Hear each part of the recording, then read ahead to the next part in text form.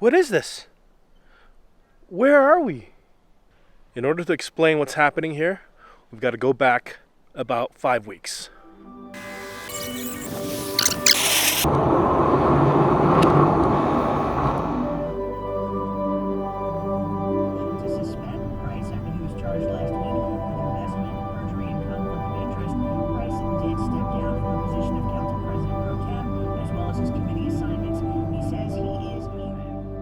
Okay, so to tell you the story from the start, we have to go all the way back to where we last left off.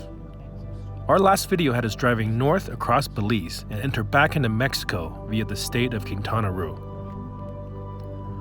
So you might be wondering, how the hell did we end up here in LA? Well, we've talked about this before, but for those of you that are new around here or need a refresh, let me explain. We're currently on a roughly 2-year journey down the Pan American Highway towards Ushuaia, Argentina. But for a while now, we knew we needed to come back to California for a family function in late August. For several reasons, including the difficulty of air travel with pets, tourist visa and vehicle import restrictions, we decided it was easiest to fly from Mexico and extend our visit from just a couple of weeks to most of the summer. That is why we're now here in LA.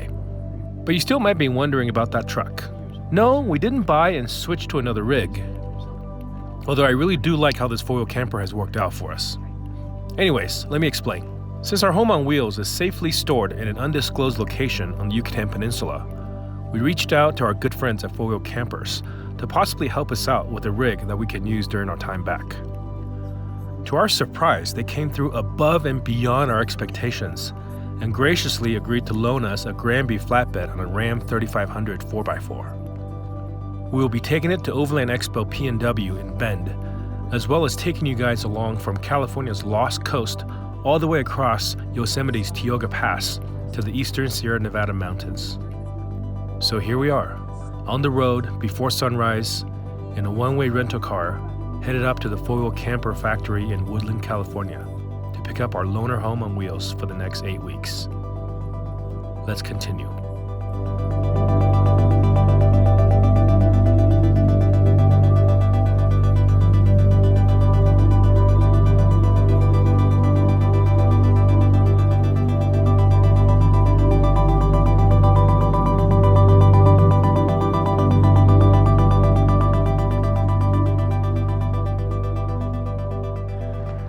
We woke up at 4:30 this morning, and it is now 10 hours later.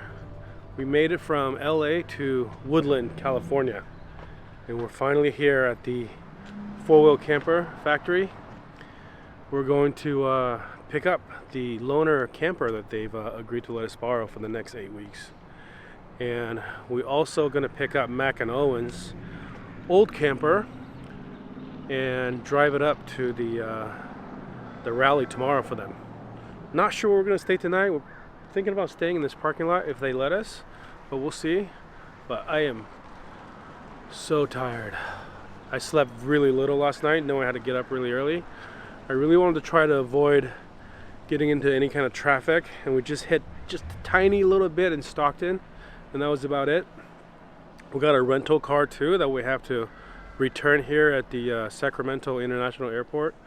So we've got a few more things to do still, but we decided to come here first to kind of get all this stuff taken care of out of the way and like move into the camper so we don't have to worry about it and they can just send us off. We're gonna end up having 2 trucks in this car, and then we're gonna have to return this car at the airport, and then we'll have to figure out what to do with Mac and Owen's old truck tonight. Obviously we'll have to park it next to us, but where we're going to do that we'll have to figure out.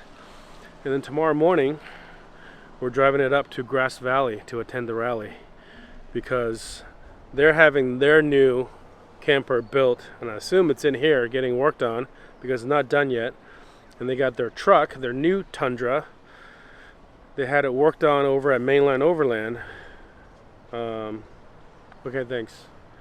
And I assume that's done, and that's on its way over here. So, you know, with all this stuff happening, they asked us for a favor to lend them a hand to bring their truck over so they can have a thing to sleep in this weekend. So anyways, Marling's ready. After I had to brush my hair and stuff. After a 9-hour drive. Looking pretty good. Thank you. First time traveling for this many nights without the kids. Yeah, it's really weird. We don't really know what to do with ourselves. All right, I'll lock the car and then we'll go in. Okay.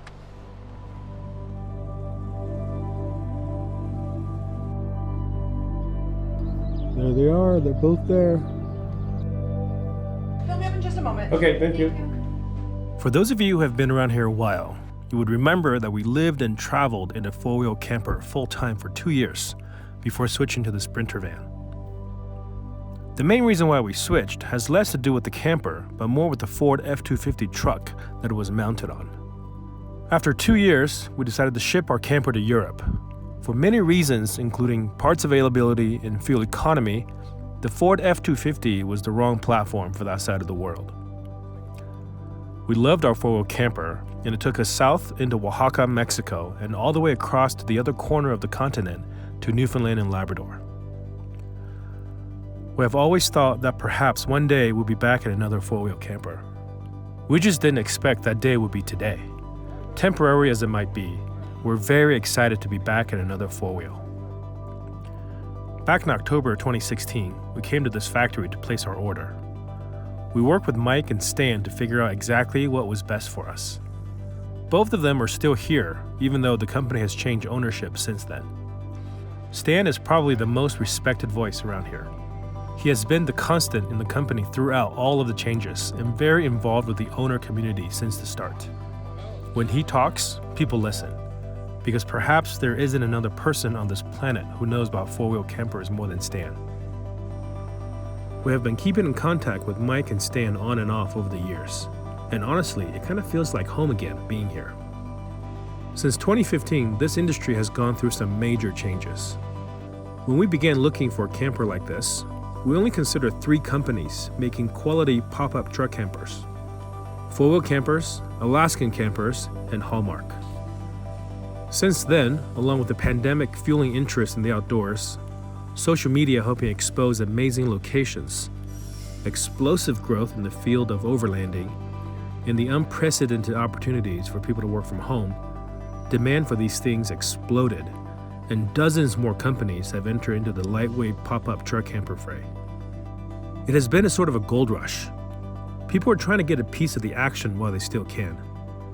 But with the recent sky-high inflation figures that led to big spikes in interest rates, the market has noticeably cooled off. Unfortunately, most of those new camper companies will probably not survive the long haul. But there is no doubt that four-wheel campers is here to stay. They have been making an incredible product for decades, and while getting a tour of the new factory from Stan during our visit, it is clear to me that they have set themselves up to continue that success for decades to come. This is our home on wheels for the next 8 weeks. It is a 2021 Ram 3500 Crew Cab 4x4 on 37s with a Norwell flatbed tray holding up a Granby flatbed camper. The Granby is their biggest model, designed for 8-foot truck beds.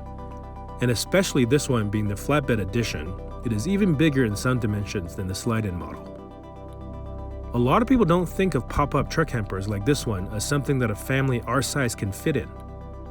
We know we will have no problems fitting in here because our family is used to living in small campers just like this one.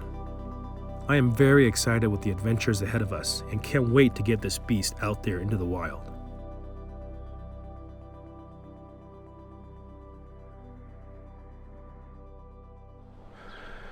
So that's the tour of the four-wheel camper factory, and I want to thank Stan for showing us around. Stan was the guy that really helped us out when we were buying our four-wheel camper back in 2015.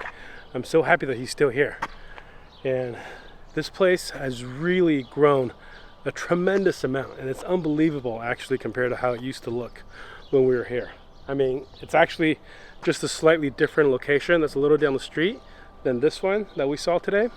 He's actually also going to let us sleep in this locked and gated lot tonight, right at the factory. Everybody has left. We went and returned our rental car. So now we're gonna get set up in the corner.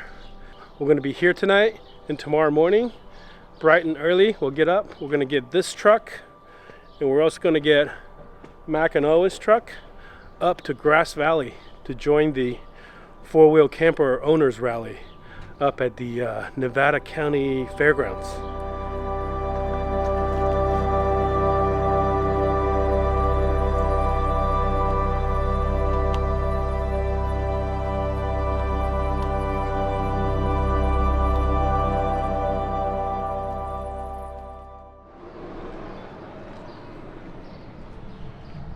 Good morning.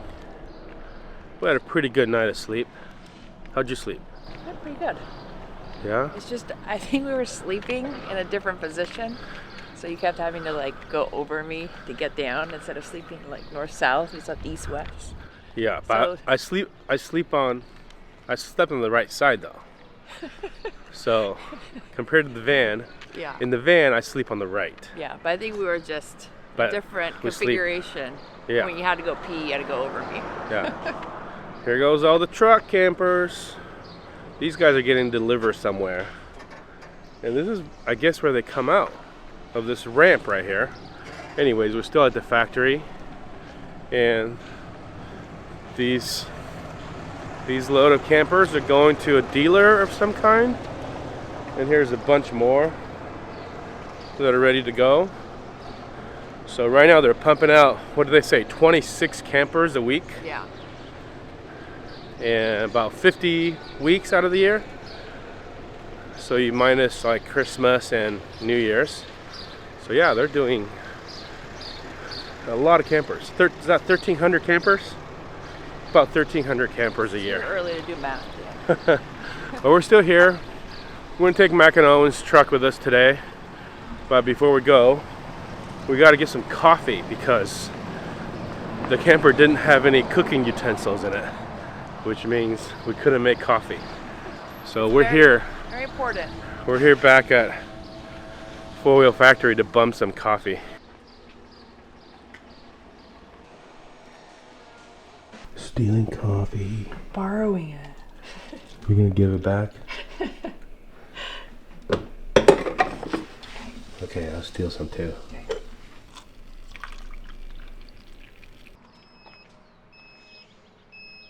I guess their truck's been sitting around for a little while. Food for less, Yeah. and we'll go through Yuba City. Okay. Okay, let's go. Bye. Drive safe. All right, I've been tasked to drive Mac and Owen's truck because Marlene doesn't want to drive it. She's worried that if something happens, this is our friend's truck. It's not just like a work truck like the other one is. Even though the other truck is way bigger, this one she feels more responsible if something were to happen. There's a few different ways to get up to Grass Valley. You can go through Sacramento, or the northern part of Sacramento, and then go up, or you can go up through Yuba City, which is the way we're gonna take. It's just a couple miles longer, but it is more scenic and probably less people, more rural. So, but first we're gonna go to the store. And their truck, I guess, had been sitting around for a little bit. Didn't want to start, so I had to get a little jump. But now we got it going. We're good now. Off we go.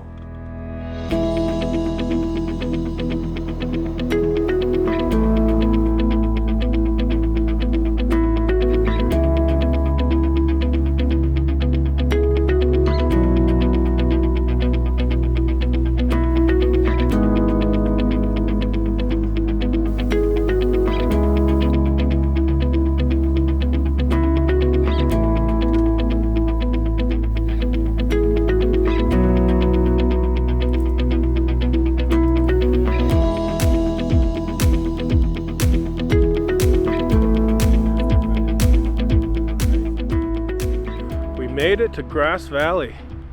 Marlene drove the beast the whole way here. It's about a 72-mile drive.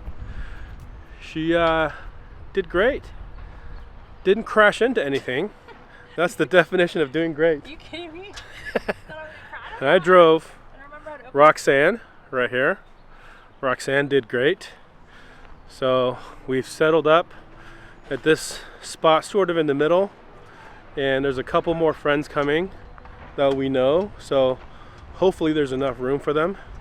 But this is the Nevada County Fairgrounds, and there is an RV park right here. We're kind of in the forest over here off to the side. Really beautiful spot, pine trees everywhere, and we have access to the showers and bathrooms over there, water fill. There's some electric outlets in the middle, not enough for everybody, but there's just a couple if you need to charge some stuff. We should be fine. We got full batteries. This thing, surprisingly, has lithium now. Has 235 or 134 amp hours of lithium iron phosphate batteries from Dakota Lithium. Has 360 watts of solar or something. So we're not using a whole lot of power. Last night we didn't even get down to like below 95%. I'm guessing it's just the fridge at this point using it. And then we have a couple of small, 250 watt hour power stations that we're charging our phones with. So we should be totally fine. We're here for, is today Thursday or Friday? Today's Friday. Friday, Saturday. We're here for 2 nights. And Mac and Owen are on their way. They're bringing us some toothpaste because we forgot toothpaste. I did brush. I just brushed without toothpaste. Anyways, we're going to walk around a little bit and check out the bathroom, check out some other facilities, come back and get more settled up. We got chairs and table and water jugs and stuff out. People are starting to fill in. There's supposed to be 175 people here, and most of them are going to be probably couples with a few single travelers, which means we could have as many as 100 plus trucks here. Right now there probably is already, I want to say maybe 20 to 30, so a lot more coming. A lot more coming. We're lucky we got here kind of early. We got a spot in the middle. Back in our Airstream days, for those of you who have been following us for a long time, you might remember that we have attended a rally or two like this one, but with Airstreamers. We had fun, but it never really felt like that rallies were our thing. But this feels different. I can't quite put my finger on it, but I suspect it has to do with the spirit of the folks who end up buying four-wheel campers. Each person here, at one point in their lives, had to make the conscious choice of opting for bigger adventures with a smaller rig. We all decided that our common desire to discover what is at the end of this rugged dirt trail was worth more than the extra creature comforts that other bigger rigs might offer.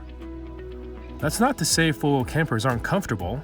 Pound for pound, I believe they offer far more luxuries than just about anything out there money can buy. Those luxuries are appreciated even more so at the other end of those aforementioned rugged trails. If you are a four-wheel camper owner and have never been to one of these rallies, I urge you to try to make it to one.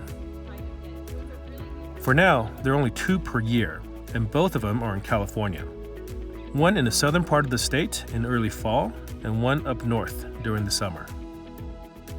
The food, the drinks, the friendships, the workshops, all of those discussions you will have with all of these new friends of yours, plus just being able to talk to the people who built your home on wheels face to face, make this an event unlike any other and totally worthwhile.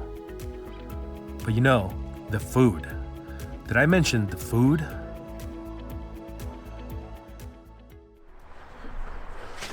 Good morning.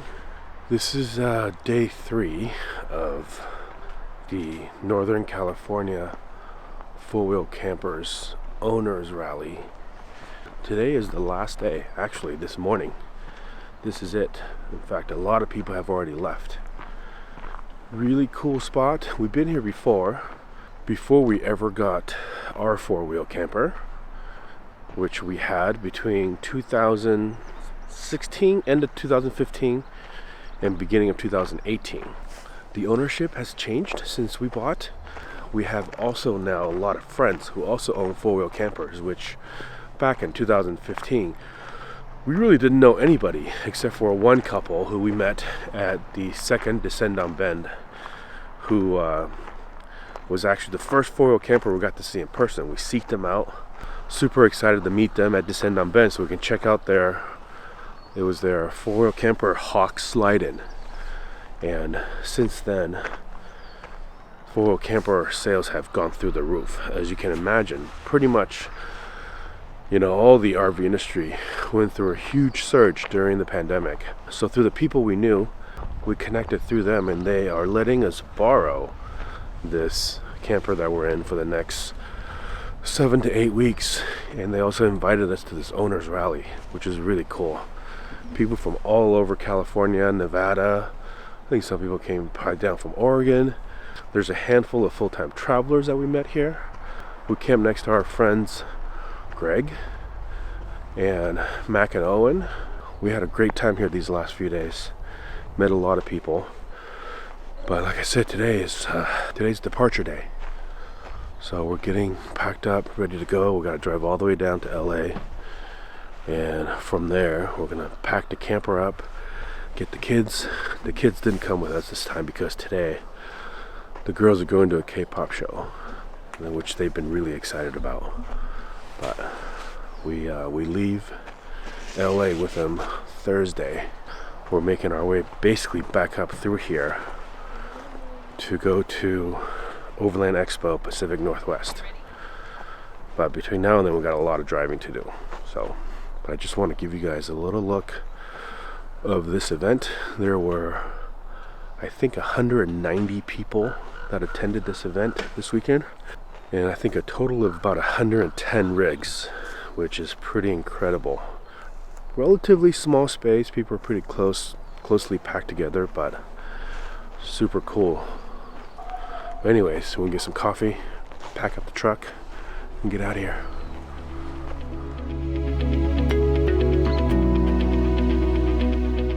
We're now in Mount Shasta City.